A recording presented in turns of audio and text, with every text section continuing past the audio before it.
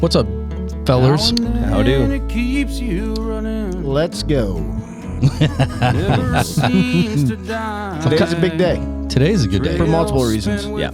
Today's gonna be a fun day. What do you think? What do you think of my roll in here? You like the vibe? I love it. Yeah. I know you guys don't know who it is, so I'll just save you the guessing. You remember Uncle Tupelo? I've talked about Uncle Tupelo with you guys, right? From Belleville? Yep. Yeah, you have. My childhood, they had a divorce. And there were two bands that came out of it. One of them was Wilco, which I'm sure you've heard of. I have. Yep. The other one was Sunvolt, which was the cooler of the two. And this is Sunvolt. Windfall. Wind Take Your... Wasn't there a connection with one of those two bands and REM? Yes. Well, no, both of them. Uncle Tupelo's third album, March, was recorded or produced by Peter Buck. Oh, down there. From studio. REM.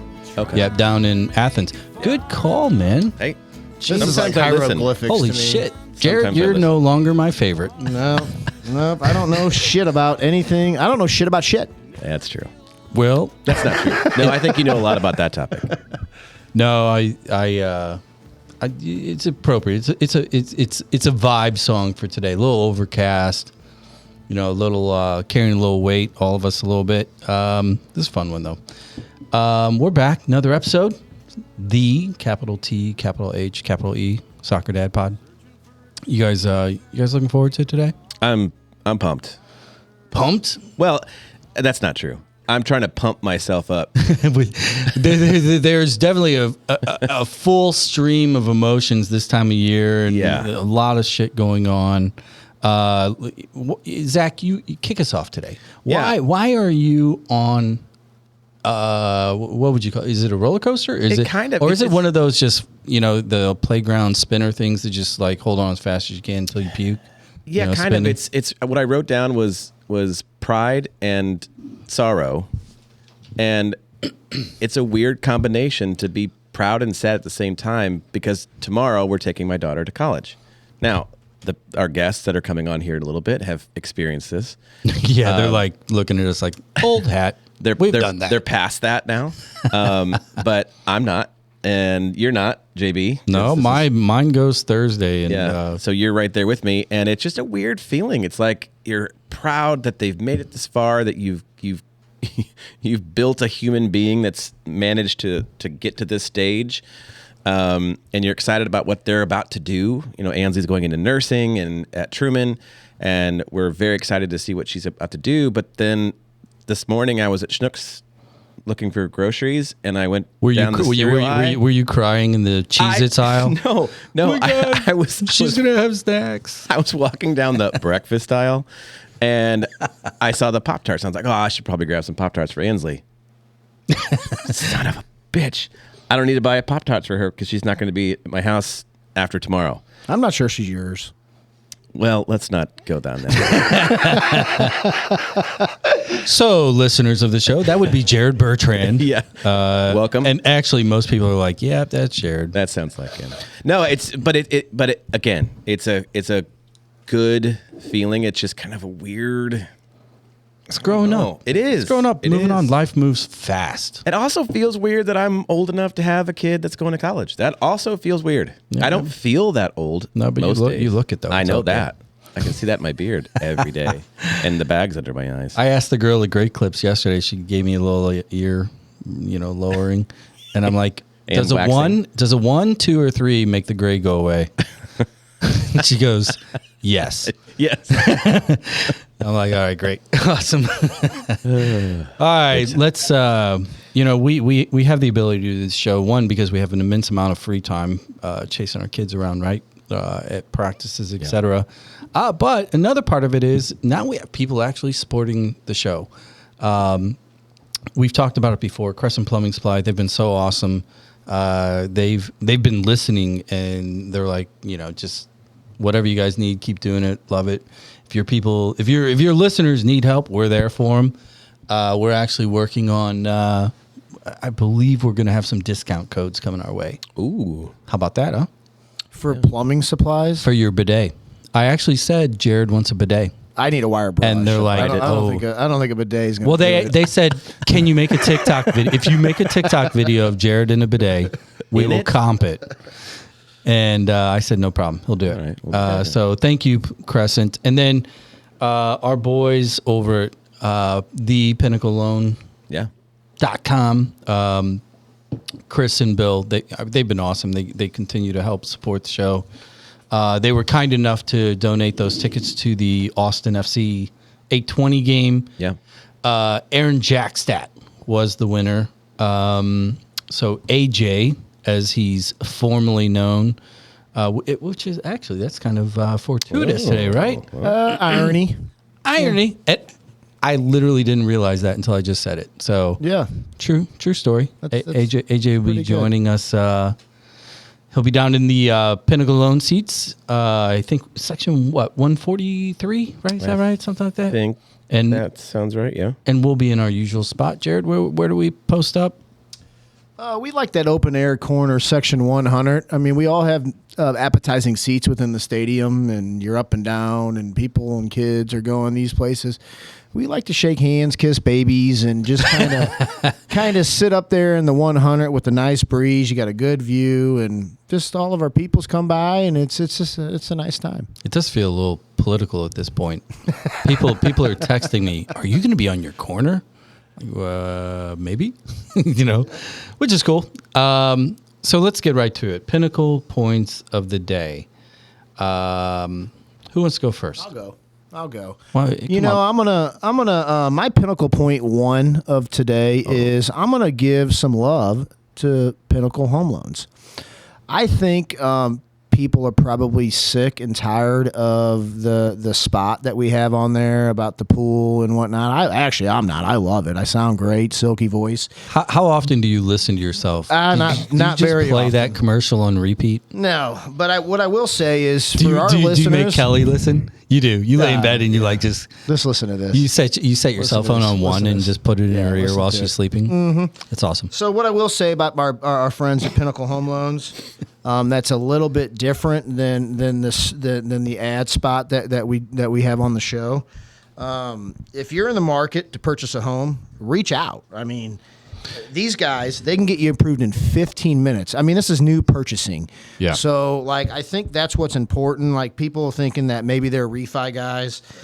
They close loans in 7 days. I mean, there's no secret. They started in 2007. They're in the top 1% of loan originators. They have all 5-star reviews. And, they're local guys. And it's no mistake that top real estate professionals refer their clients to Pinnacle because they trust them. That's the Pinnacle point of the day one. What do you guys think? Wow. Look, they're good dudes. They're good at what they do. And here's the deal. They're cadets. And what do we got today? Oh, my God. We have another cadet. I know. So it's kind of appropriate. It's like mushrooms, man. Inundated with cadets. They are cadets. The weather today is like, it spores mushrooms like cadets. Well, They're everywhere. They pop up everywhere. Even our winner in his email referenced his number 2 all-time show was Terry Mickler. Because his dad was the basketball coach there forever. I didn't realize that. My Pinnacle point is not going to be a live read for one of our sponsors, but it is just kind of following the theme of what I talked about earlier, just new beginnings for things. I'm out here looking at Field 1 at Gallagher and seeing a lot of friendly faces and knowing that, my younger son Beckett started on his new team with the Stars and Grady's with the Academy, and high school starting back up for a lot of kids and college starting back up. And it's just a cool time to be around again and get the blood flowing again and realize you're just an Uber driver as a parent for a while. Well, without the tip ratio and the reviews. Yeah. You get the reviews. They're just not usually favorable. No. I'm going to wrap us up here with Pinnacle Point 3 of the day. Many of you know me personally. You might be aware, and if you're not, tragedy struck my family last week. We've had a rough 10 years, and last week we had another one added to it. My brother Dana, which we've talked about, and actually, this is just on the first episode pilot. Yep. He was on the pilot with us, called in, and Yeah. laid out the origins of our own station wagon soccer expeditions. We gave him a lot of shit. We did busted his balls Yeah. quite a bit. Yeah. I mean, that's what brothers do. Yeah. Passed away last week unexpectedly. So my pinnacle point of the day is this. I'm not looking for sympathy. Don't worry about any messages. That's not what I want. And I stated this in my own Facebook post the other day. Reach out to somebody that you haven't talked to in a long time, that you probably should have, that you regret not. Go buy them a cup of coffee. Do what you need to do, because that's exponentially more valuable to humans now than, saying anything to me in passing. So do that. We just be a better person. That's all I'm asking. Pinnacle Point 3. You like that one? I do, and I think we talked about this at length in other ways in types of discussions like this, that it's not always the most outwardly crying for help Yep. that you need to look for. And if you are thinking about those kinds of things, please seek help. And if you are around people who you seem to notice, also reach out for help. Just a high five. Yep. Just a hello. Bury the hatchets. Hatchets are heavy. Cups of coffees are cheap. So Yeah. start there. I'm looking forward to today's episode because we're going to shift it up, because we're going to get back into what we do, and we're going to talk about the game that we love. We're going to talk about players that we respect, that we look forward to, that we cheer on.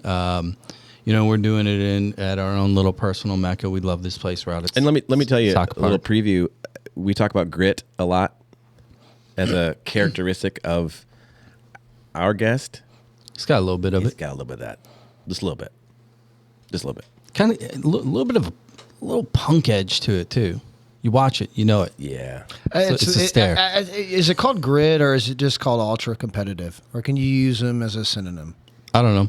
We'll ask our guest if he doesn't mind losing at ping pong or poker. I don't and think if the so. answer is hell no, then we know. I think the checkerboard, you're going to be wearing the checkers if you beat him. All right, we're gonna roll ourselves out of here. We're gonna take a quick break. We're gonna bring our guest back on. I want to again thank Crescent for all the support, and Bill and Chris over at Pinnacle. Check them out. And Dana, I'm gonna play this one for you, and see you on the next side.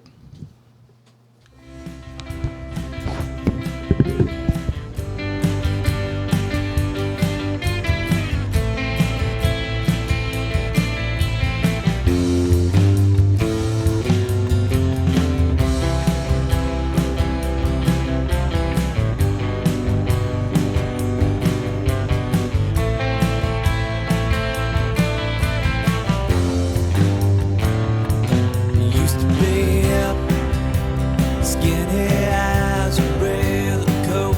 Got left on a mirror I must have broke at least 7 years ago. But for what, I don't know, I don't remember. And I've been paying for it from now until whenever. And this mirror reflects a life that's too focused on itself. Some would say self-centered, like yours and mine. Put lipstick on in the mirror while I'm gone. Well, I've been wondering how that lipstick is for me. Will you tell me that lipstick is for you? I'll believe anything you want me to. If you don't leave.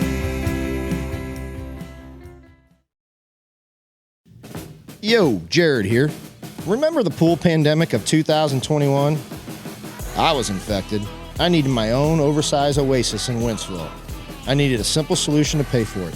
So I reached out to my favorite undefeated CBC freshman standouts, Bill and Chris at the Pinnacle Loans. Long story short, I have my pool. It's a flipping hammer. The loan process with those guys was so simple. Even I did it. Now, every time I get in my pool to drink ice cold beer, I can thank the team over at thepinnacleloans.com. That's thepinnacleloans.com. 20-0 as freshmen? Really?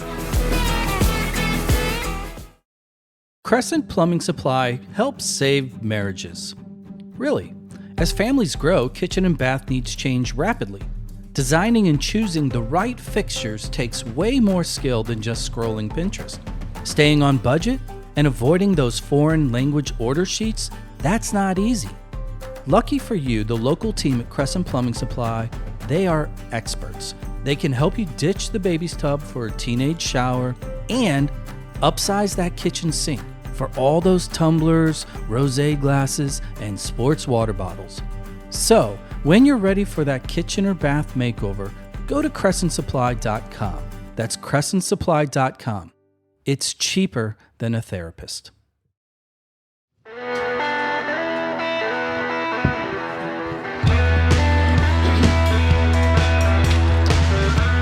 We are back. You're heavy on these guitar entrances. A little bit. And why can you not be? I mean, they're awesome. Yeah. What do you think of this? You like this one? Kind of fun. A little dirty. Yeah. It's not quite pentatonics, is it, Zach? No, it's not. This is one man, one guitar. This is two brothers. Two brothers from the south side of St. Louis. I believe they're Wentzvillian kids. That's not the South Side. No, but they live there now. They have for a long, long Well, time. what's their names? The Manis brothers. Okay. I'm throwing a little love to the local artists in honor of my brother today, so I figured I'd bring in a little dirt. Love it. You know, we were talking about the grit of our guest today. This kind of tune feels gritty. Yeah, and you got the distortion on the steel guitar, and That would be an electric guitar. It sounded a little steel guitar. When you say grit, are you talking like referring to running 7 to 8 miles a game? And No. now in this system, I will define like, grit in my question. high press. I mean, just sprinting Well, why don't we 7 just to ask 8 him? miles a game. Yeah, Everybody's already read their iPhone label or their car dash. AJ, what do you say, man? What's up, guys? How's it going? You're like, that was a very you want to try that again? That was a little tepid intro. You wanna- Mr. AJ. Hey, what's up, guys? Palazzolo. Yeah, maybe it was my fault. I didn't give you the old arena intro there. Man, thanks for joining us. How things going, dude? Going good. Going great. Thanks for having me. Yeah, man, it's fun. Are you? How's it feel to be back at soccer park, around the soccer park? Because you're playing in a little bit of a different soccer park these days. Yeah, I mean it's cool being back. Haven't been back in a while, and actually turn around looking at the Academy team running the beep test here. Doesn't look too fun, honestly. So And not I'm happy to envying be them at sitting all. here drinking Yinglings with you guys instead of being out there.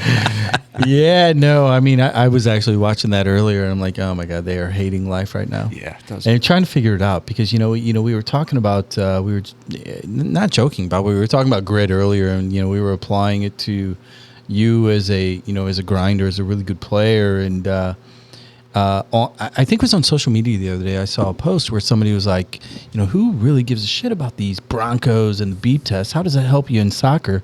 And I'm just going to ask you, when you do a test like that, for you personally, what does it mean? Is it important? Who wins? Do you want to win? How does it play to the game, physically and or mentally? I would say it plays into both. I mean, I always remember my fitness tests from Indiana. Those were some of the toughest. We had our trainer. He was in a wheelchair. One of the best trainers I've ever had, named Tom Morris. He had a biking accident when I think it was 2012, and I arrived IU in 2016. But he was always a big motivator for me personally and our whole team. But it was tough showing up to those fitness tests and not wanting to give your all, especially for Tom. And Absolutely. if you were slacking, he would get on you. But the beep tests and the Broncos, I've run all of them, and they're not fun. You gotta prepare for them physically and mentally, but it's rewarding when you get them over with. So within the group, though, I mean, because I'm going to reply to this jackass that told me I didn't know what I was talking about, because I think there's value in it. when you do them, for those that win, were you a front third, middle third, back third? I was more of a middle third type of guy on the beep test and the shuttle test. There was a shuttle test at IU we did that was very hard, and I think I only passed it a couple times. Most people didn't pass it. We'd bring trash cans out, and people would be throwing up. It wasn't fun. Well, I'm watching these young men behind us. Some of them would fall into the need a trash bag. but my question is, like, for those tests, you know, in preseason, except because typically that's when it happens, you know, when you're kind of getting ready. Did you ever look at the individuals that would win those things a little bit differently? Was there any like psych value there, or am I just wrong and the guy on Facebook right? Yeah, it definitely plays a part. You know, obviously I would always try to be at my best and win the fitness test. Some guys are much better at that type of stuff. I consider myself to be better at more of the long distance. Yeah. So when we would get into the 2 miles, I would excel at those.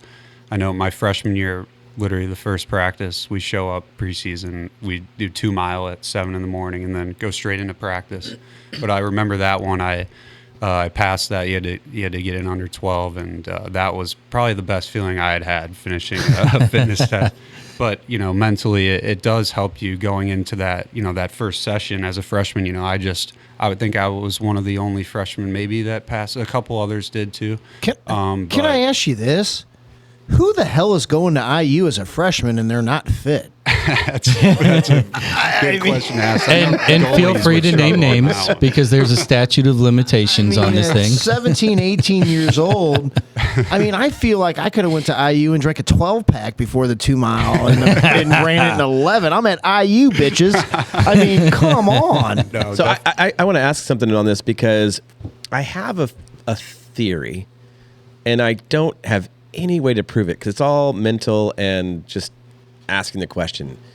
But when I watch guys that do the beep test, the Bronco test, the ones that excel, the ones that tend to win, I feel like they have a mechanism to turn off the pain receptors and just push through it, and they take themselves to another place because there's no way that most human beings doing that are enjoying it. And I'm not sure if there's really physically a way to prepare for it at that level. So I'm just curious if you had a kind of an out-of-body experience when you were going through some of those tests just to get through it, or if you were able to literally train yourself to the point where you were like, no, I got this. I can do that 12-minute, you know, no problem. It's the latter. It's got to be, but we'll let him answer. Thanks. I mean, Thanks, for Christ's AJ. sake, that's the Jared. dumbest question I've ever heard. I mean, these guys are training. I mean, come on. AJ? That's a good question. Thank you. Because you can train to a certain point to where, you know, you're prepared, but then going into that, you know, my freshman year going into that was my first thing that I did in front of, you know, the IU coaches. So there's the element of, you know, there's nervousness. There's a lot of elements that play into it. So you can only prepare yourself so much physically. And then once you're in those tests, it's just, you know, you do hit a certain point where the physicality and your endurance hits a point where, you know, it becomes all mental, and you just gotta push through. And I remember that last lap for the 2 mile was, that one was tough. So I feel somewhat responsible for starting us off here on beep tests. So I'm going to ask you a very important question. Favorite bar at IU?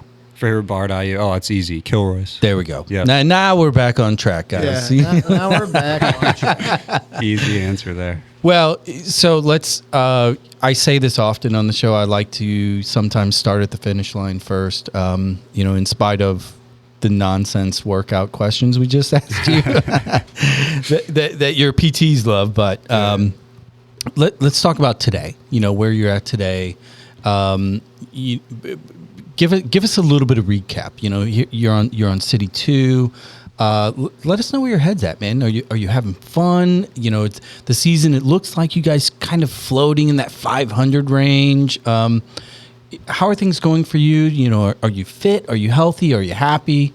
You know, give us a little bit of the Hallmark card version. Yeah. It's, I mean, playing in my hometown as a pro is, you know, something I only dreamed of. So, you know, the ups and downs, they come with pro soccer, but ultimately, I know how fortunate I am to be where I'm at. There's a lot of St. Louis kids that would love to be where I'm at. So, I know I'm very fortunate. Well said. But Yeah. question again? No, it's all good, man. Just like this season right now. I mean, it's you guys have been floating around 500. I mean, it's the team shows moments of brilliance, and then there's moments of laggard, not producing. I mean, it's a young team, it's a young program, right? How are you? What are you looking forward to here going into the final stretch, final third of the season? How do you guys feel about the fall coming up here? Yep. Yeah, I think it's been a fun year so far. I mean, obviously, would like to be winning more than we have. I think we've only won 6 games, but it has been a tough year, just ups and downs. I've dealt with a couple injuries. But, I'm back playing now. Was able to play against Minnesota Sunday, and we've got 6 games left. I think we're 4 points out of playoffs. I think that's what I looked Yeah. at, too. I think you're right. I mean, in the teams that you guys play, you've had some success. Yeah. So, and I think you guys have the horses and the ability to, if you put it all together, stay healthy, some things go your way, you guys can get in that playoff race by all means. Definitely. I think we can, too. And, we have the pieces. It just depends on how we are on the day, and the league is harder than it seems. I think people look at MLS Next Pro. It's a second division, but it's hard. We get guys that come down from the first team, and they I wouldn't say they struggle, but they're not dominating. Well, that's also happening across the league. I mean, the two teams are. Players need minutes, et cetera, or they're coming back from an injury. So often you're competing against teams that have a good number of first-team players in the mix, because that's what Which was teams what are your intended guys' for. team was a lot last year. Yep. I mean, and it wasn't injury-based, but it was Right. more the kind of the start, and there was some pieces there that are getting substantial first-team minutes on the team last year. So, I mean, without question, JB. Well, here's my question for you. Everybody knows, we've alluded to it. You're a St. Louis kid. You grew up here. You went to high school here. You've got a lot of your club ties, etc. How fun is it to be part of St. Louis City SC? Just the stadium, the logo, the colors, all facilities. of it. You will forever be part of Chapter 1. How cool is that for you, being a kid growing up in the 314? Definitely very cool. Like I said earlier, very, very fortunate. I mean, it's so cool being in and around the team, going to training every day. And it's just a really cool atmosphere in and around the building. We see the first team players all the time. A lot of them play with us. We have a good relationship with a lot of those players, and coming into this year, I was not expecting, but thinking some of them they probably wouldn't give a shit about any of the second team players, but the camaraderie and just the chemistry within the players and the organization is really cool. And me and Johnny Klein, we go golfing a lot with Tim Parker and Lucas Bartlett. Who's winning that? Let's figure that out. Yeah, who cares about all the soccer shit? who's the ringer? And how much money's on that game? Yeah, we are officially done with soccer talk. Who's the ringer?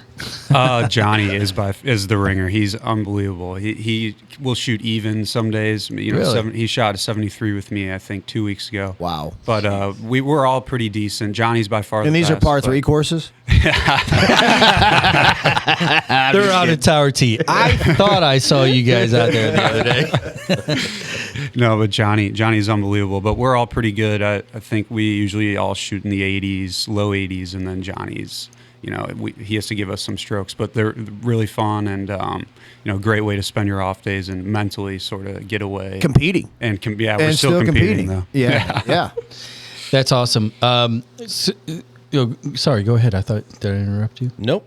Oh, okay. Well, then I'm gonna take it back over. Long breath. So, I'm curious about the kind of the difference in the DNA of the teams. When you look at the first team in City 2, there's been a lot of fluidity of players. From a lot of the European imports that we brought in that are, fully expected like to be present in the first team plans. They've been playing a lot on 2. And then at the other end of the spectrum, we were just talking a little bit earlier about some of the kids, some of the puppies, Caden Glover in particular. How is it for you, because you seem to be in Middle Earth, right? You've got the pedigree, you've got the experience. You are from the area. How cool is it for you to see kind of these outside influences mingling with, the youngins, so to speak, and what's your role in that process? Or are you just are you also a fan at the same time? Yeah, it's a good question. Yes, I am a fan, of course, of the team, but also, I have my own aspirations. I would love to be out there playing too. Sure. So, it's kind of twofold. I'm a fan, but also, would love to be out there. But the players on the team are unbelievable. So it's very hard to, crack in and get through. But as far as, the younger guys, I think it's really, really good for them because, they train with us every day, Caden, all these younger academy kids. And, it's kind of half and half where there's 12 academy kids. And then it almost sometimes there's more academy kids than pros. There's, 8 or 10 of us pros that are training. And, I think more than anything, it's just great for the kids' development. Me personally, I would, our training sessions last year had better quality. But we had a team full of pros. You see the guys that are, Kyle Hebert, Akil Watts, Celio Pompeo, I'm good friends with. Those guys really excelling at the next level. But it's a really good pathway for these kids. So we know who you go golf with. Who do you go break bread with? Who's the pizza pub partner? In today's world? That's a good question. Me and Celio are really close. Last year, we became really good friends. Just, we played against each other in college and then ended up being on City 2 last year. Both were fighting for spots for the first team. And, going through that process with him, we became really close and similar interests. He's Brazilian, but, it's hilarious listening to him, his accent. And his different ideologies, but he's my pub buddy. I actually was with him last night. We went out, had some dinner and a couple drinks. So he's my guy. Usually each week we recap with. You had mentioned college and being a fan of yours from afar. Your college career is just out of this world. You go to IU 4 years. Was it 3 college cups?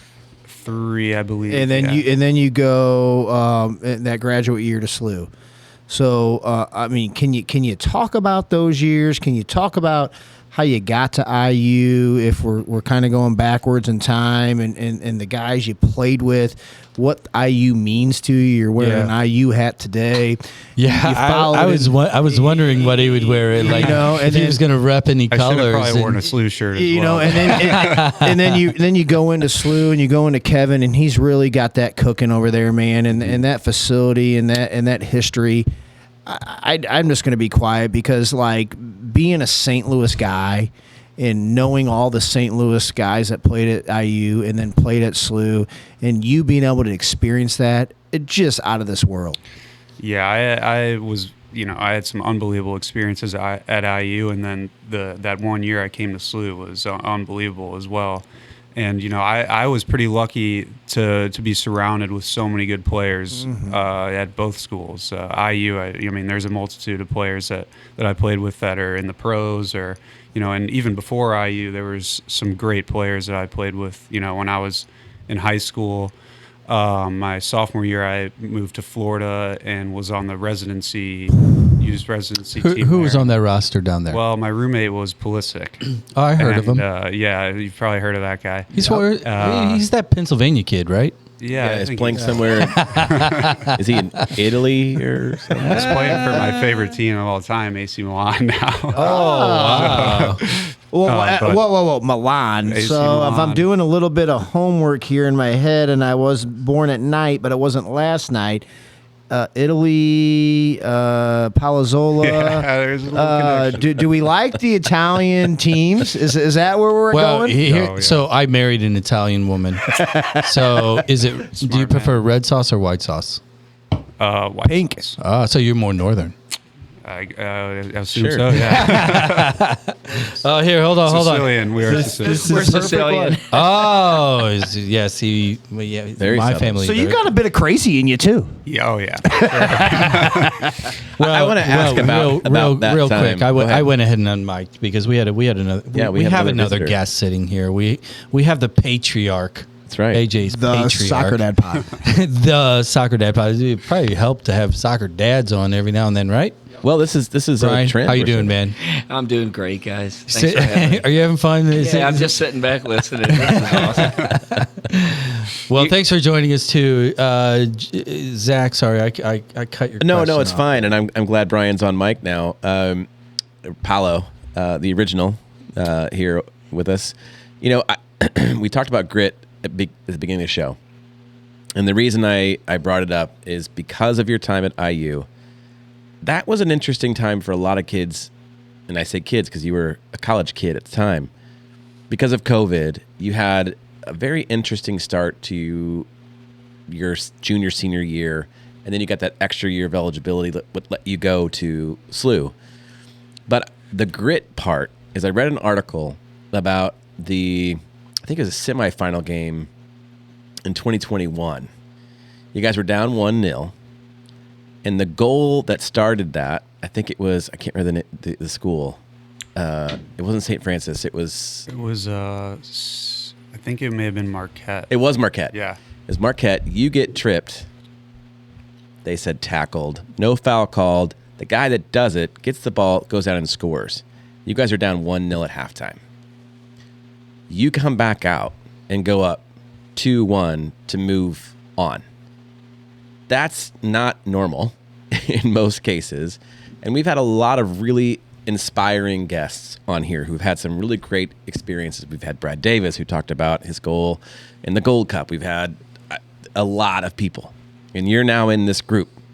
So when we ask people about St. Louis soccer, the one thing that kind of comes up is this, it's blue collar and grit. Can you walk us through your headspace in that particular game? And I think it's going to paint an interesting picture because I have a follow up to that, but I just want to hear your version of that. Let's get that one out first. Yeah. I think I have a good story from that game. Well, I guess, you know, I do get a lot of grit, determination from definitely my dad. He's very competitive growing up. You know, we would not get into it, but as my mom would say before he came on the podcast, don't squabble on the podcast, all right? So we get into it here But and there, do. but we're both very competitive. But We highly encourage it. It's all good. Mama wouldn't be too happy about that. But you know, we would have a lot of competitive, you know, matches, stuff growing up, and you know, he instilled a lot of that in me. But you know, in that game, I think I had not a great start to the game, maybe the first 10 minutes, and I messed up or something. Maybe gave a foul, and Paolo yells out, "Come on!" or something to me, and I It look over. was and I was one like, of my worst moments ever. You know, the first At step in halftime, I recovery. sat in a car, devastated that I had yelled during the game, and it's a college game. Yeah. No, But- it was fine. It got me going. It lit a fire under my ass, and you know, I turned to him. I was like, "Shut the hell up!" But it got me going in the game, and you know, I started playing better. But you know, Freaking love that. Yeah. Dude, are you kidding me? so we had our little squabble. Drew Bertrand, if you're listening, feel free. But our team wasn't playing very well at the time, and we had a young team too. And this was my senior year. I knew this was my Right. last year, and I was the captain of the team. And you know, at IU, we always talked about the tradition, the history, and you know, each year the goal was a national championship. Right. It wasn't, you know, I did win a lot of Big Ten conference titles, but that really wasn't what it was all about. Right. You know, other schools in the Big Ten, they win those Big Ten conferences, they get rings.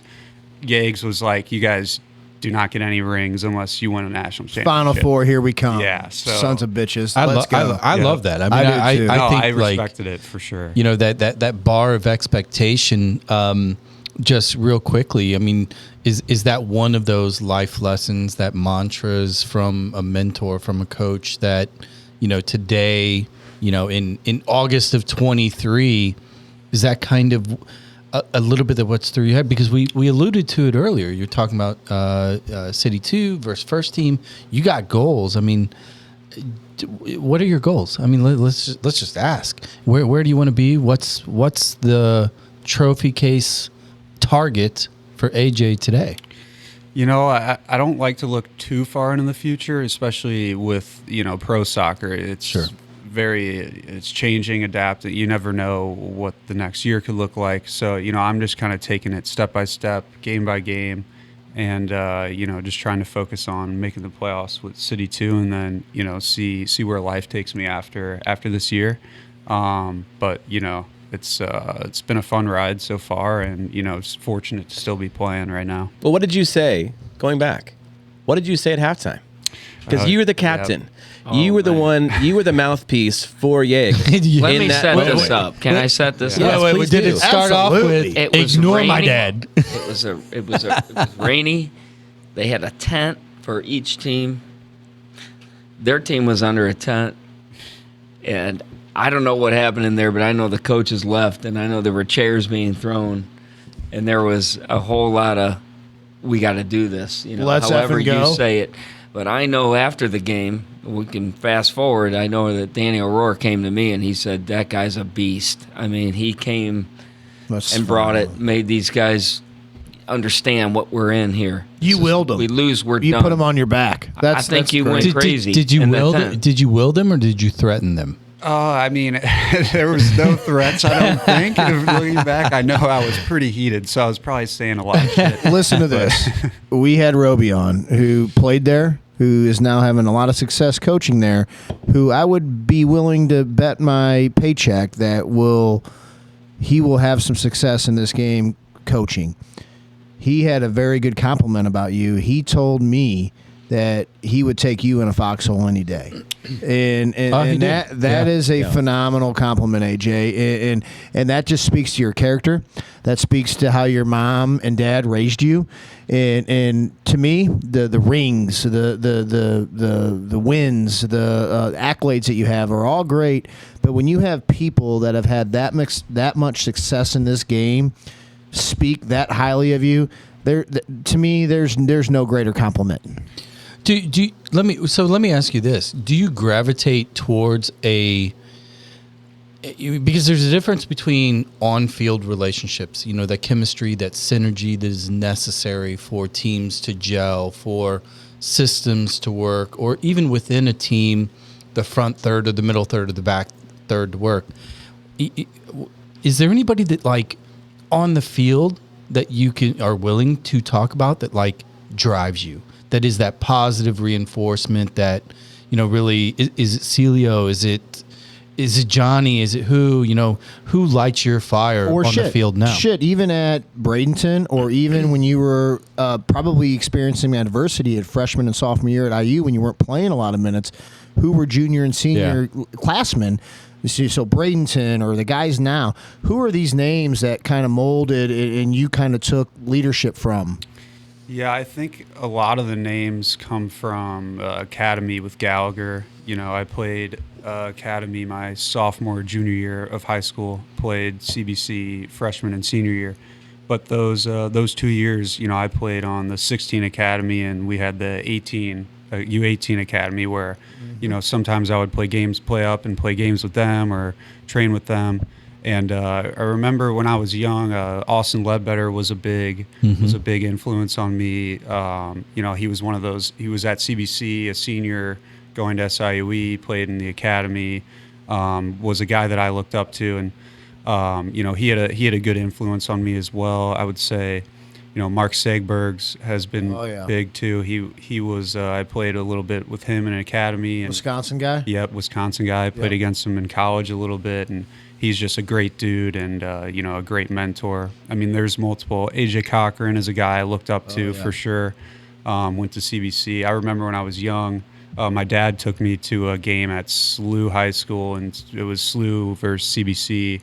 and I think it may have been a district game, and Cochran was the center back wearing number 5, and I knew I maybe wanted to go to CBC, and 5 was my number, and he played a very similar to my style, and that I remember that game, it really clicked. I was like, that guy has got it, and I want to be somewhat similar. Move to him. that forward into like JB's question as far as is what you're experiencing now in the organization.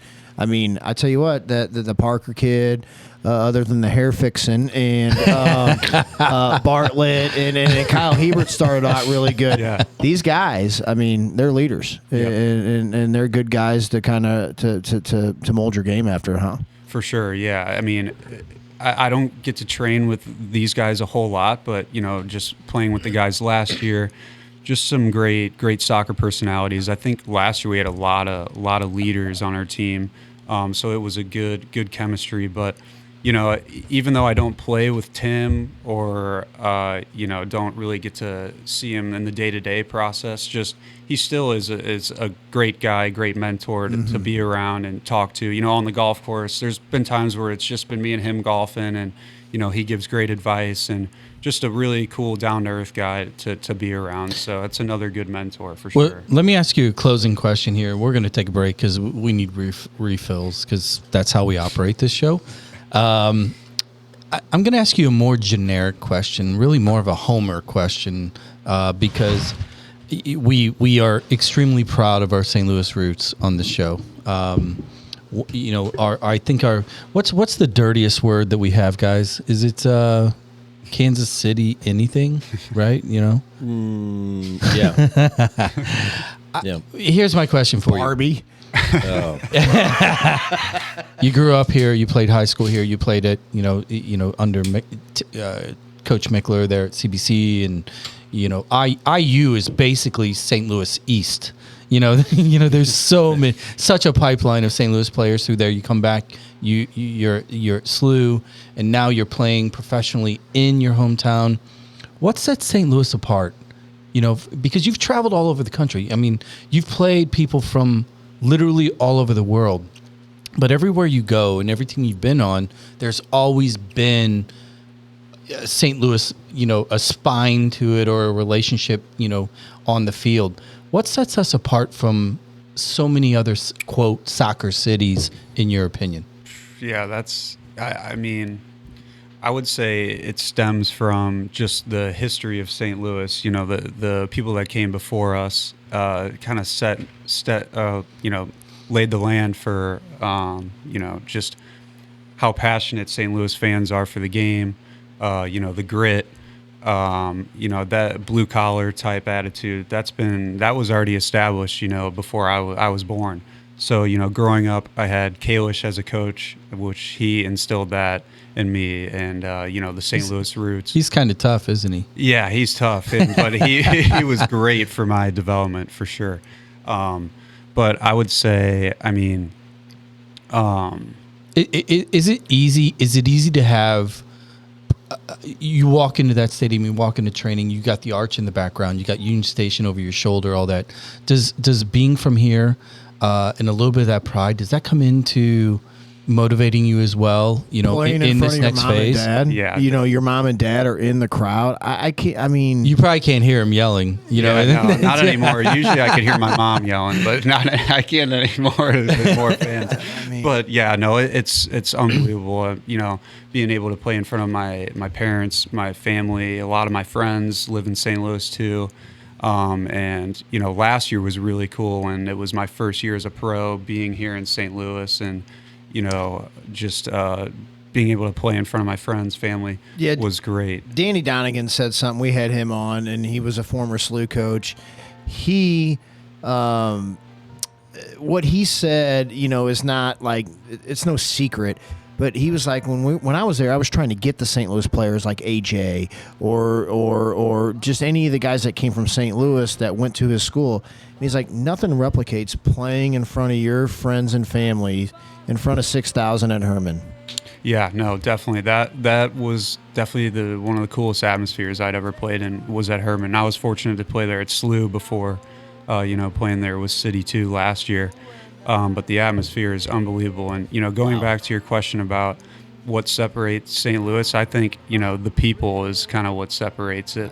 It's a pretty educated fan base. Yeah, very educated. Everyone knows their soccer in St. Louis, and I think the passion that we have for the game and for our city, it's second to none. I go and play in Portland or and there's really no one there for our second team games in these stadiums. It's pretty much an empty stadium. But then we come play at home at City Park, and we've got we had 10,000 at the game last week. How dope was that? Oh, it was so cool. I mean, I was not expecting that many fans. We walk out and it was cool. Did you go, Paulo, or were you golfing? Well, I tell you what. I was there, and I was not yelling at AJ. Here's what we're going to do. I'm rolling this out. A little bottle of red, bottle of white. Which you prefer, red or white? Red. Red, little scene from Italian restaurant for you guys here. Rosé. There you go. What do you say? Sing along, Jared. Oh, this is my song. Come on, man, do it. No. No, killing us. Zach's got me all nervous because he says I don't have a good singing voice. AJ just hung up our Baggio jersey in his house this week. Roberto. Oh my God! Has that PK ever landed? Oh God! Horrible. It landed right before Rapino. All right, man. We're gonna take a quick break. We're gonna roll out a little Billy Joel scenes from an Italian restaurant for our Milan fan here, man. We'll be right back. Thanks, AJ. Thank you. True, though. That is true. Hot lights, my sweet romantic teenage nights. The term staycation was really invented by soccer moms. Located 1 hour and 7 minutes from the Arch, the Music Box Chalet at Innsbruck is a hidden gem. Buried in 3 acres of private woods, the Music Box has a master suite for just you, a loft and second bath for them, and a vinyl collection to meet your every mood. The full-size kitchen will easily accommodate 3 to 12 bottles of rosé, while the huge fire pit seating area will keep the big kids busy. Golf, fishing, kayaking, pickleball, or simply reading a book with Mother Nature, all at your fingertips. Visit either VRBO or Airbnb to find the Music Box Chalet.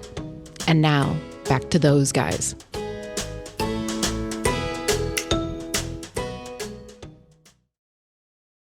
Red light's on.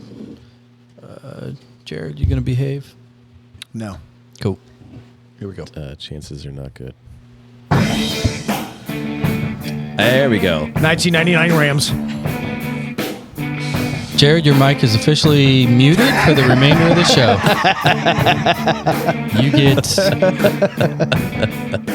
You get no pudding This. because you don't eat your meat. Oh, brother.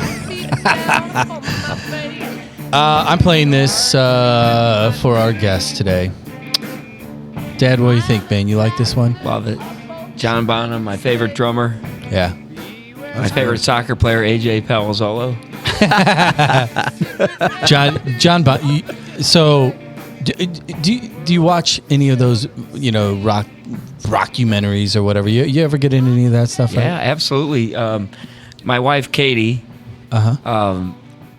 we watched the other night. She's a Stevie Nicks fan. Oh yeah. We love Fleetwood Mac. That's So we good. watched Who doesn't? an hour and something of that. It was wonderful. We were trying to find even more episodes of, there's a whole lot of chronicles of that band. Oh man, it's But amazing. It's just, I'll need to get notes on that one. we like that music. So I was thinking about you. You mentioned John Bonham, your favorite drummer. I remember, and I'll be quick, and we'll get back into soccer in a second here. But did you happen to catch the Eagles documentary released around 14, 15 or so?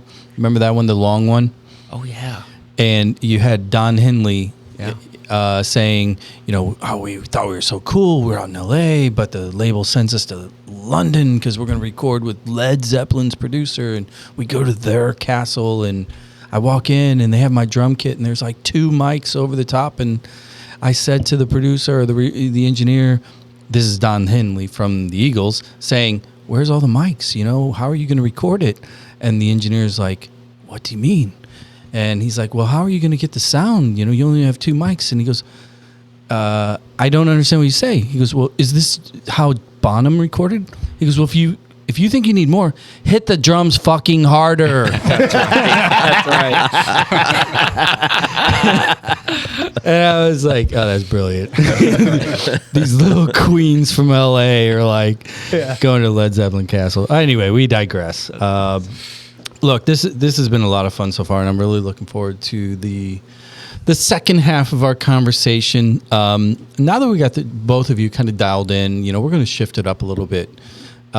Really curious because, the three of us, and for people that listen to the show, and we were talking a little bit off mic, the relationship between parents and kids that do what, AJ, what you're doing, and where you came from through the clubs and academy and high school and all this stuff. It is such a grueling process, not only for you, because you guys are the ones doing all the work, right? But we as parents, we don't have the vast majority of the time, we don't know what the fuck we're doing. We're kind of like, we just want to continue to, we just want I do better. You don't know shit. Here we go. So I'm gonna ask you, Dad. Early on, club days. What was from your perspective? And AJ, feel free to interrupt him at any point. Just raise your hand. I'll mute his mic too. Talk about AJ as a young player. You because obviously you love the game. And he's coming up through the pipe, and he starts playing club. And when for you did it click? And how did you manage that process when he was at an early age? We were super, super fortunate. All I can say for Gallagher ball is at 6 or 7 years old, my brother-in-law, Craig Frederking, it's my wife's sister's husband. So my wife, Katie, and her sister, Kelly, were stud soccer players at Incarnate Word, both of them. So any athleticism AJ gets from me, it's Katie, right? Maybe heart, maybe a little bit of my heart. But anyway, Freddie was the coach at 6 or 7 years old. And it was Gallagher ball. And AJ played up a year because Ty is a year older than him for soccer purposes. Mm-hmm. Tyler was a goalie at St. Louis University. Mm-hmm. AJ's best friend, his cousin. We had this dynamic where we've got AJ hanging around to play with these guys and started getting better and better. And Freddie, my brother-in-law, taking him under his wing, and that just helped so much. So that was the beginning of it. And then he had some Tom Howe influence in there. Oh, yeah. He's had just Gallagher took him to those levels at that stage. I know things are different these days with City and all that they have, but this was the path. And it was really just designed by family. And then having the right guy in the right place, and one of the guys that AJ looks up to, Freddie. So let's bump you up a little bit closer to some of the transition years, and this will be a question really for both of you. Specifically, that sophomore. Well, let's talk about high school. So high school years are what, 12 to 16? Yep. Okay, so go ahead. Well. So because DA, when does that come into fruition? 12? Well, I think the timeline of the questioning here is going to be a little. I'm going to start with the high school years with the college decision as a family, because you have a unique map in so much that it was most kids today that would be in your position are academy all the way through, and then you go back a little bit further from you, older than you. It was high school all the way through. You were high school, but then academy for 2, and then back to high school. Interesting. You know what I'm saying? Absolutely. So this is what we need to dissect. It was right during the time where all these decisions were being made that you probably are making today. But they were tough for our family, tough for AJ. Freshman year at CBC, 2012, he played a right back for Mickler. They knocked on off varsity Chaminade. as a freshman? Yes, okay. and they won state. They knocked off Chaminade, who was number 1 in the country, and he was a starting right back. Then played center back during that game. 14 years old, too. Well, okay, so I'm going to interrupt, and I'm going to kind of dissect this a little bit. So when freshman year, you have that year at CBC. What happens to present the opportunity for that transition? How did you know that you were moving or taking another step? What happened? You're in going that to Kevin path? Kalish's DA your sophomore year. What are you thinking? Like, yeah. Yeah, I mean, so after my freshman year, that fall, we won state. Then the spring, my team that we had was a lot of the guys I had played with growing up. Similar team we had, but Kalish was our coach during that, and he was transitioning from that team into Academy the next year. He was going to be the head coach of the U16 team, so he would have been my head coach the following year. And I loved Kalish. He was, he's one of my favorite coaches I've ever had. But going into that sophomore year, I had actually decided to play high school. And I remember, I think it was maybe the first a day or two before I was supposed to start with CBC, and Academy had just started. And, I was thinking, I don't know if this is the right decision for me personally. I would have loved to have played for CBC. Those were, some of the most fun games I'd ever played in my life, playing in front of, my family, all my school, my friends.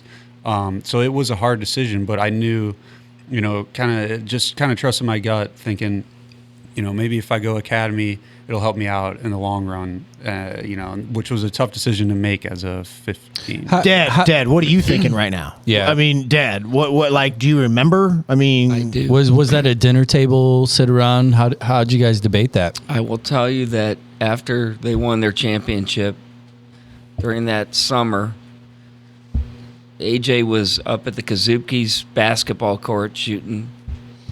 He sat down. He was upset. He was thinking about his future for soccer.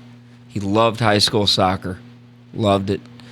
He knew that the pull was going to be to go to Academy because these are where the opportunities were going to be for what they were.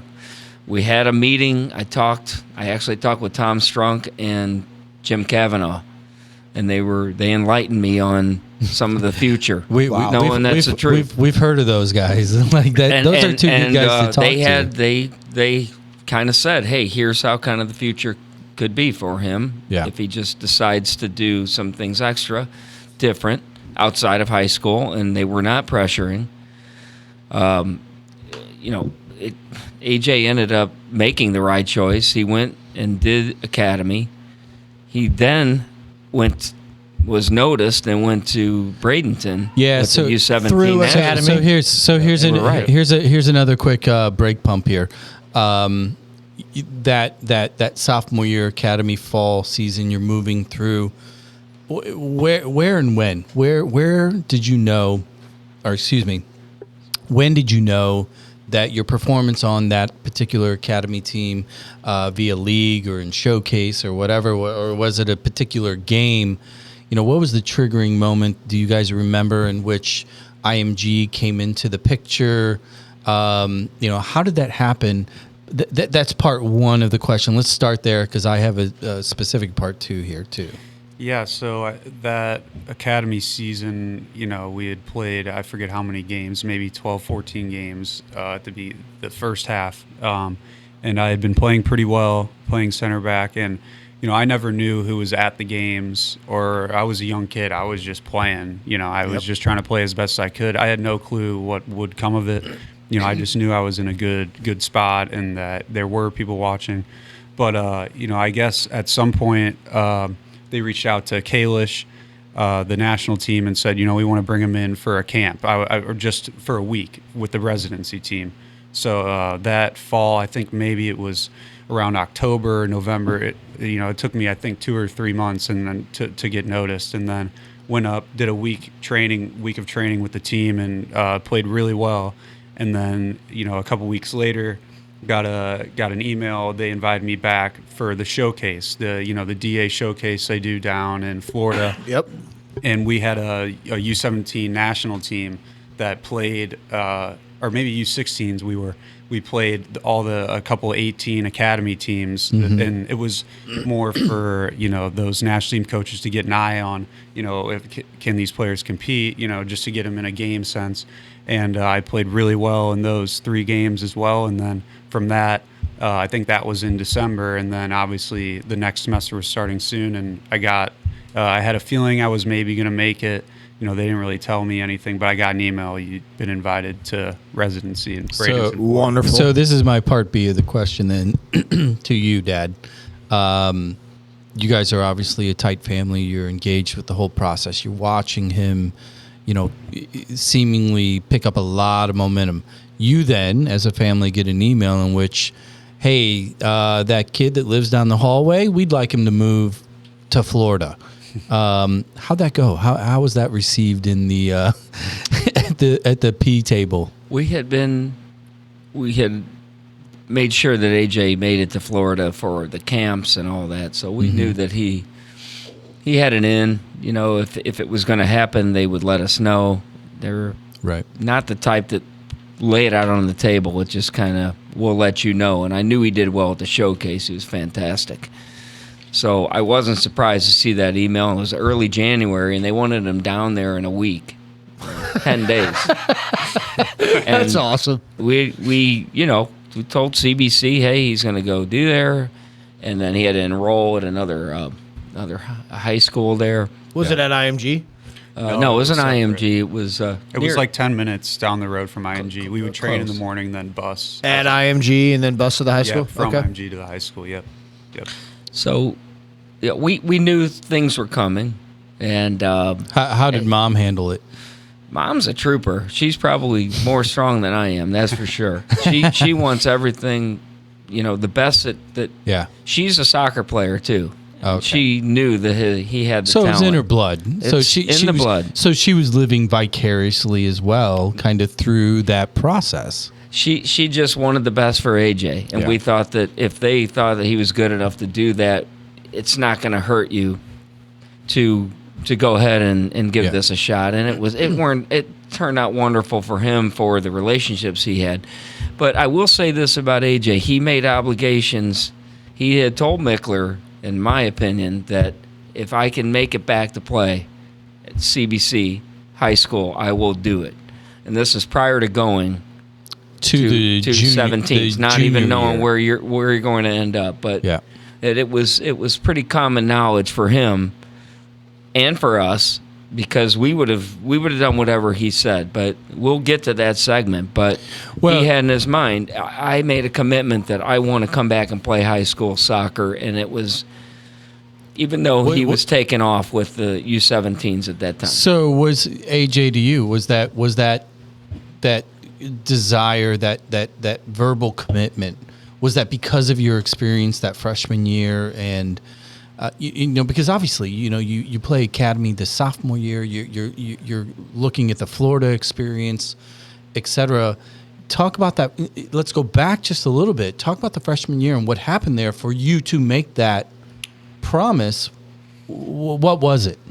Yeah, that freshman year was probably some of the most fun I'd ever had playing soccer. I think it was one of those years where nothing was expected of our team. No one really knew how we were going to be, and going into it, for me personally, I didn't know if I was going to be starting. I didn't even know if I would make the team. I went to the Dutch touch camps, prior to Jan? the tryout. Was that yeah. I think that's. I'm trying to remember his name. Yeah, we had him on a couple episodes back. Yeah, he's a great guy, and but yeah. So I did those just to try and get in front of Mickler's eyes, be like, all right, this kid can play. And I did well in those. But, those were just kids from all over that would come in. It wasn't really that hard to show out in that one. But for freshman year, going into that, I'm playing against 18-year-olds. So I didn't know what to expect. But I remember the first day of preseason, I was with, all the freshmen, training with them. And, varsity was wherever. And then someone came out to me after that first session, like, you're with varsity tomorrow. And so I went up with varsity and did really well there. Were you a big kid? Was he a big kid as a freshman? Were you taller? I was about 6 foot, I think. Just think if you had girls at the school. Yeah. He made the promise thinking they might go co-ed. Oh, it was a shocker showing up to my first freshman class at IU, seeing chicks in the classroom, but I loved it. I loved it. All right, so I'm going to keep us on this little timeline. I'm going to move us back to what would be your junior year. You're in Florida. You're going through that process. You're in the camp. You're clearly competing. Typically, and I'm going to assume this is when the conversations really started to occur with what Collegiate. Yeah. correct. Yeah. What the next step would be. Was it during that time that IU and Michigan State, we were talking about Rensing earlier, when did those conversations start to occur, and how did that play into your decision-making process as a player, as a family, and also the third part of that would be your commitment to come back to play high school. Did the college process, that conversation, check those boxes? What was Cementing like? that decision allows you to open the door to come back, per se. Yeah, that's a great question. So my junior year, I played Academy here with Gallagher. I was in residency just for that one semester in the spring, came back here and, played here. But while I was in residency, I remember at the time, recruiters weren't allowed to contact us, but we were allowed to call them. So, I would have coaches with our national team come up to me and be like, hey, the Stanford coach wants you to call him, so-and-so wants you to call him. The Virginia coach, I remember I had multiple phone where I would have to call the coach because it was, against NCAA rules for them to call us. But that's when I realized, okay, I'm going to have some options. This national, it really helped me out for college for sure. But, IU came into the fold, I think, more so in the junior year when I was playing Academy. IU came calling, Michigan State, Georgetown, SLU, Wisconsin were kind of my top five. How annoying was Ken Godat during those years? Ken's the man. I'm sure he's glad I went to IU, though. So I'm curious about your 6 months of residency or that time frame. You mentioned Pulisic. Were you there at the same time as Logan Poncho? Yep. And good then, friends with Logan, too. Yeah, and who's also good friends with Christian. Yep. And then you guys in the 2019 championship, you were out with an injury, and you got to watch Logan play Austin. Yep. In that national championship. Talk about how being injured, because JB, Beckett was injured at the beginning of last season, and we've all gone through that. Talk a little bit about that experience of watching your team play for a national championship while you're sitting on the sidelines, and knowing that you played with a lot of the guys on both sides of those squads. Definitely, yeah. That was probably the toughest year I had gone through in soccer. Coming out of high school, I was very successful, had a very successful career so far, and you're kind of like the man in St. Louis, sort of, so to speak. But then you come to IU and you think, oh, I'm gonna still play super well. I'm gonna ball out, and it was a reality check for sure. Getting there, playing with guys 4 or 5 years older than you, and it's different than when you're 14 playing against 18-year-olds. When you're 18 playing against 23-year-olds, it's tough. And, adapting to that was very tough. And then my freshman year, they played me at forward, which I was not used to. I was a center back growing up.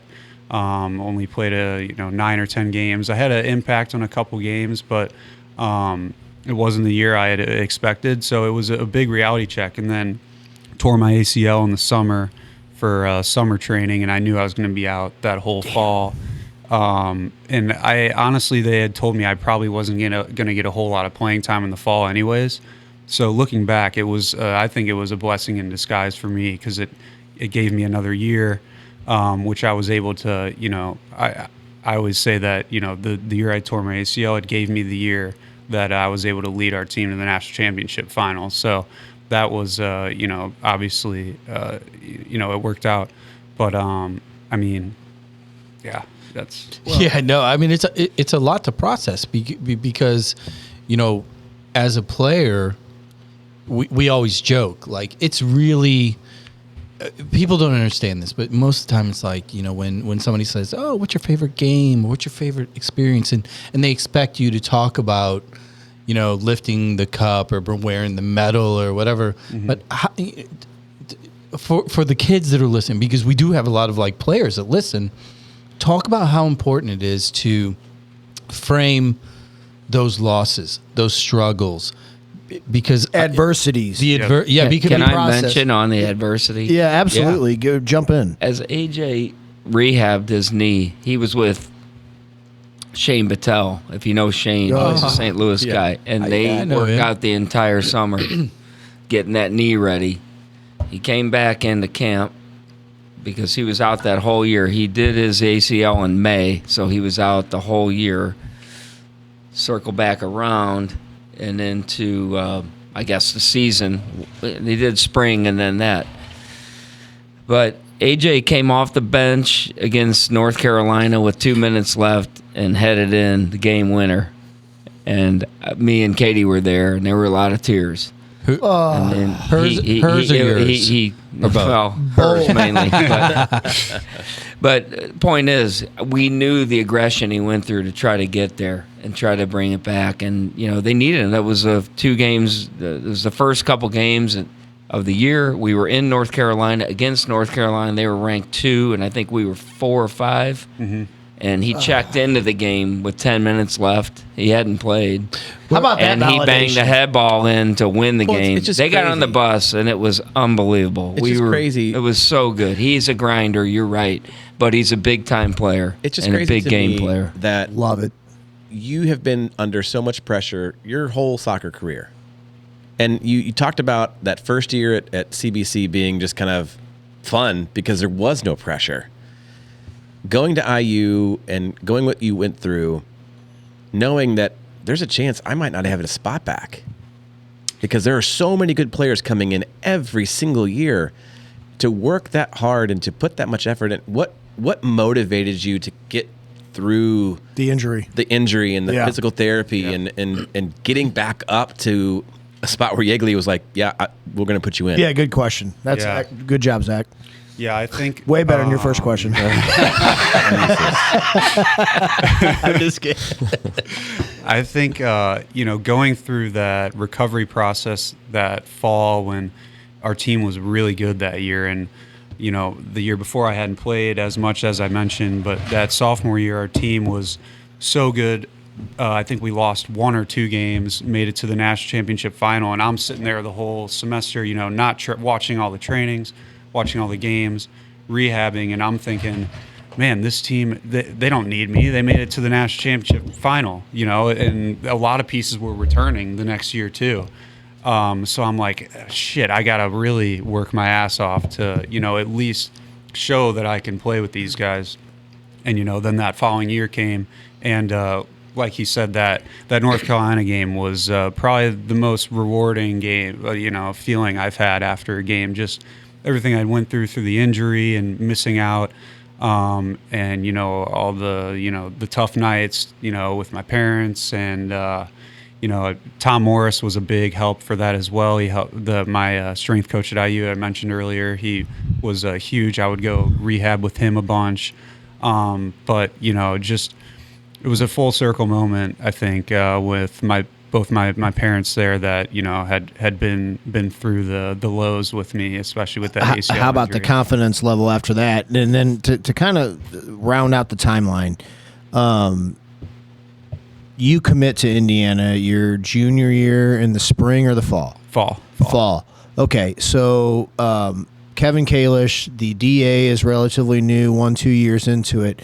You as a family, you and your dad and your mom, you guys make a decision to go back for your senior year, play the fall sport at CBC. You committed the previous fall as a junior. Did Kevin give you the blessing as a Scott Gallagher guy, or was he like, I don't want you to do this? Or can you talk about that dynamic a little bit just so our listeners are clear about your timeline in the first 2-3 years of the DA? Yeah, Kevin was my coach in the DA through sophomore, junior year, and then, I had always known in the back of my mind I did want to come back and play for my high school senior year just because of how great my experience freshman year was. I wanted to play with a lot of my friends played on the team, and a lot of my other friends played for SLU. But there were no girls there, right? Yeah, that's fair. That's a fair point. But I was hoping there'd be chicks at the high school games, not at the academy games. Yes. That's where the girls would go. But that academy process was huge for my development, and Kalish was great with everything as well. But I do remember having that conversation with Kalish after my junior year. it was towards the end of the year. I think after a year ended, and I was sitting in his car with him, and he was just like, man, I don't know. Like he definitely wanted me to come back and play Academy with him. But, I think looking back, I don't regret the decision at all. I mean, that senior year was a blast for me, and I don't know if things would have gone different. If not, you never know. But well, he left. He left anyway. Yeah, it's fine. he's doing all right. I eventually got to play for him again. Yeah, whatever he said or thought doesn't matter because he wasn't even there. What was Dad thinking? Was Dad like, no way? Or was Dad like, you know what? You're inked at Indiana? No, I mean, that's a legitimate question, Dad. Dad and Mom too as well. Were you guys part of that conversation? Legit. Or? We might have been the dumbest of all. We were not, but we thought high school would be a good thing for him to do because we thought leadership qualities could be important for the future. Absolutely. And that you don't just have to be out there on the best team all the time. And that was a good team. They really had a great team. But it was, can you bring something out of it? Can you get something out of it? That was our question to AJ, and he said, "Yeah." And we agreed. Love that. Katie and myself agreed that he could pull a leadership role. You're going to have some freshmen, you're going to have some 14-year-olds. You're 17. Who won can you state drag that these year? guys along? So it was like Francis Howell or something. Francis Howell. Yeah, that was. It tough wasn't watching St. Dom, that. dude. Do you know what side of the river that's on though? Mic drop. See you guys later. Yeah, Yeah, we. I would lost say this that's on the wrong side of two rivers from here. we live on your side of the river, I guess. Well, I mean, it's one of those things. We've really kind of dug into that because it is a common. I mean, it's a theme on our show lately. Because families struggle that are part of the process, or maybe they're part of the bubble, or maybe with the expansion of academies, there's exponentially more opportunities for kids to quote be academy players. And I'm just going to pose the question to you. Having been through the process as a family, you as a player, you as a parent, knowing, you guys clearly know the landscape of the game here today, the expansion of academy, the year-round, quote, academy training versus, the parlay between high school and club, et cetera. Knowing what you know now, you're playing pro. You played at the highest level, Division I soccer. Where do you guys see this going? Because, there's also that. How do we compare ourselves globally? U.S. soccer. How do we? You look at the Division I programs. We talked to a number of coaches, the Rensings of the world, and Kevin and Jared Imbeck over at Akron, and they're like, look, man, we're finding our players in the academy. Do you think that this path, good, bad, indifferent, growth, because you're in the front row of this whole process, and you lived it, and you made the decision, and you were one of the few that did a figure eight back and forth. Mm-hmm. So what do you think about today's environment? I mean, I think it's only getting better, in my opinion, in the U.S. You can just see that soccer is growing. I think a big eye-opener for me was the World Cup, how many friends and people that I'm, associated with that aren't maybe huge soccer fans, but were super into the World Cup, and then with City this year, getting a lot of people involved. But, with the academy, sector, it's tough, but I think it's only for the better. My experience was a lot different than these kids nowadays. Timing, a little bit of timing. Yeah. High school was more of an option back then, I think, just because you could still get recruited from high school back. You still can now, but I think it's getting tougher and tougher and tougher to get noticed through high school, which is pretty evident. I mean, I would say if back then, I'm 14 now, I'm going to be trying to play for City every year. It's a long, grueling season, but for me, training with these kids, it's it just makes me a little bit jealous, thinking if I had this when I was younger, playing with pros every day, going into college, it would have done, a lot for my game. And, I was already a good player, but it could have, really helped. We my haven't even development talked a about lot this. You played high school, college, club, which I know has breaks. You're now playing pro. This is your second year. Can you talk about the length of the season and how much of an adjustment that was for you? I mean, we're talking about 18 weeks in high school soccer. We're talking about 3 months in college soccer. We're talking about, fall and spring seasons in academy soccer. And granted, nowadays it's maybe 10, 11 months, and you may have not played that academy. You were in a residency program. I mean, what is this City 2 season is a freaking marathon. What has that done for you as far as your body? I mean, it's tough, isn't it? Oh yeah, it's a grind for sure. I would say last year, I started really well in the year, had 2-3 good months, and then I sort of hit a little wall where I was used. Can we outline the season? Is it February to November? So we started preseason January, mid-January, Okay. and then the actual season started in March, late March. Okay. Maybe March 25th, something like that. And then the season went until November. Your middle of SLU November. season ended in December, right? Like We're talking about City, right? I know, but right before Your going fifth into year, that, yeah. I'm talking. He had 0 time off almost. Yeah, I went straight from that SLU season. We ended in December, and then I started up in January. So I At that good field in Washington.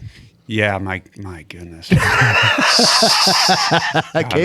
Kalish loves that field. Oh, that fucking game! I will always look back on. How do you really feel about it, man? My God, that drives. It was my last college game ever. I had to play in a fucking swamp, but it's all good. That's how it goes. Yeah. But, Now we get into the nitty gritty. I mean, we're like an hour into this thing, man. You're killing me. Look, we've had a blast. I mean, we could go on and on and on, but I mean, you guys have lives and evenings in front of you. I want to say, I knew enough about you to be dangerous. I've been a fan from afar, aware from afar.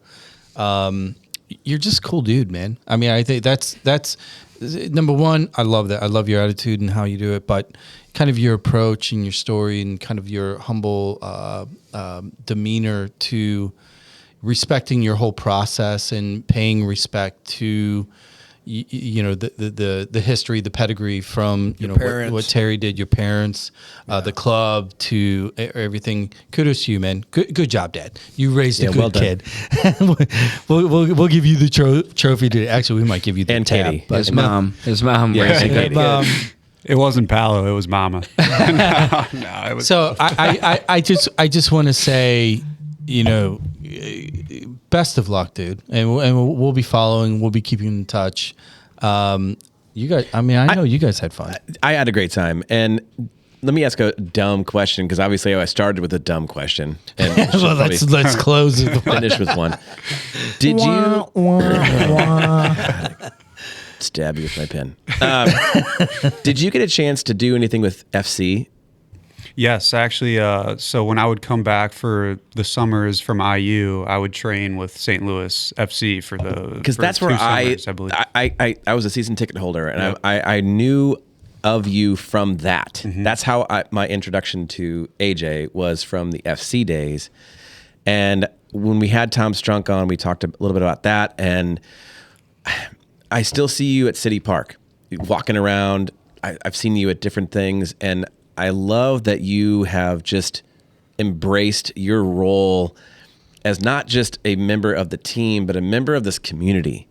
And I think that's so important. And it's not a question. It's just a praise for your family, for you.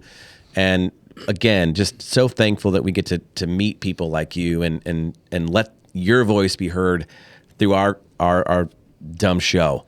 And so thank you both for joining. Thank you for Katie for letting you guys come out today. And show. It's been great. Should bring her on. I'm in. We'll totally do that. Yeah, man. Best of luck with the rest of the season. Like I said, we'll keep in touch. you know, and Dad, thank you for coming in as well, because I mean that side of the equation is where a lot of people are like, Sure. oh my God, what am I doing wrong? And I think the moral of the story is keep your mouth shut. Don't yell. You don't yell. Because we've all been there, man. This has been a lot of fun. I want to give you one more if I can. Yeah, Please do. It's soccer related, but it's also that maturity moment for AJ. They lost in the national championship game in overtime, and he was the captain of the team, and he had to do the presser, Oh yeah. and you had to stand there with no tears. And we could have won the game. There were goals to be had. He never threw a single player under the bus. Not that you had to. He just said we fought as a team. We lost as a team. They were the better team today. But as a dad, I was most proud of that more than any soccer, anything he ever did, is standing up to the press and just being genuine. Dude, you That's know what what? he I mean, is. it's like we just mentioned this earlier, and hearing you say that was like an epiphany. Yeah. Now that we're in this phase of our own lives, right? You know, as players, we always remember that loss. We remember those losses. But you, as a dad, remembering his reaction to How that he handled loss. it. Yep. Well, there are very few period people in our game that will even be asked those questions in that difficult time of transgression. And kudos to you for being involved in that, and secondly, out of this world for just acting like a fucking dynamite human. You know, I mean, and that's awesome, Dad. And you're right. I mean, if that, I would love to be able to say those words. That must have been the Sicilian blood, right? It was some Irish and some Italian. Yeah, there you we go, were man. super proud of him. All right, Love it. Are you like, God? You guys quit talking about me, No, man. no. Thank you guys for the praises, and this has been great coming on and meeting you guys, talking with you, and I do want to say, I wouldn't be where I am today without my parents, my dad, and that moment after that national championship game, whatever. I said some good words, but I wouldn't have been able to have spoken like that in front of the media if it weren't for how I was raised by my parents. So kudos to them. My mom, dad raised me very well, and love them very much. And yeah, Love you too, AJ. Oh yeah. Look at that. Well, and then let me End say it this, now. and Just we're play the music. We're gonna play the music. Mute Jared's mic. Cue And let's move Cashmere. on. No, there's no reason to mute this mic, but I tell you what. Here's what I will say for us This three mic and our never boys. gets muted. We are extremely excited to watch your future, Agreed. and I hope, and I think you have the ability to do so with your passion. I hope you're playing in our center back or in our six or our holding mid or wherever on our field in the near future, Yeah, because and- we want it. Yeah, and when you do that, and you have that moment, and you blast that head ball in, right? Just point up to corner 100, and the soccer dads will be right there, and we will be pointing back. How's you that, guys man? better be drinking Yinglings. We will be drinking something. No, I'm for going sure. Balkans. Balkan Treat Box, man. They don't have Balkan it. Treat Box is the best beer in the history of beer. All right, man. AJ, Thank you, guys. Dad, thank you, guys. This is awesome. You two jokers, as always. You're welcome. Thanks for not screwing it up that bad. We're gonna roll out. I'm gonna play a little more Dana Michael Anderson. This do song it. is called Bottles. A little happy tune, go lucky. Check out his album. It's called Bottles. I would appreciate that. Give us a follow. Send it to a friend, because I don't know. They might find us funny too. Maybe. Well, maybe you, Jared, not us. Go ahead, say it. I know you want to. Yeah. All right, guys. Have a great night. We'll catch up with you later. Thanks for having us. All right, man. Anytime. You grab one for yourself. Sometimes it's filled with fury.